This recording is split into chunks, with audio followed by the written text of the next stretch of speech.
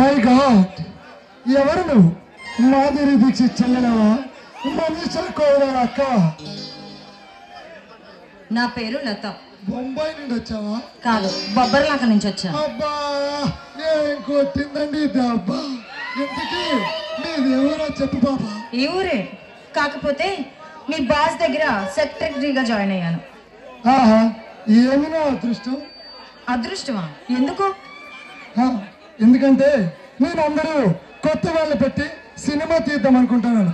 అందులో నిన్ను హీరోయిన్ గా పెట్టి ఓ సూపర్ హిట్ సినిమా తీద్దాం అనుకుంటున్నాను. వాట్? నేనా? నటించడం నాకైతే ఇష్టం లేదు. ఎందుకని? నాకు ఇష్టం లేదు అంతే. నీకు ఇష్టం లేదంటే నాకు చాలా కష్టం. అయినా అప్పులందరూ హీరోయిన్ అవుదామని అన్ని చూపిస్తుంటే నిన్నేమో హీరోయిన్ చేస్తానన్నా వద్దంటున్నావే. నాకు అలాంటి దిక్కుమాలిన వేషాలంటే అస్సలు నచ్చదు. ఓ, నువ్వు వచ్చు శ్రీలీల టైప్ అన్నమాట. నేను ఎవరి టైపు కాదు, నేను నా టైపే. ఆహా, మొదట్లో నీలాగే శ్రీలీల కూడా బెట్టి చేసింది. తర్వాత నెమ్మదిగా ఒప్పిస్తే ఈరోజు ఏమీ చూపించకుండానే దున్నేస్తుంది.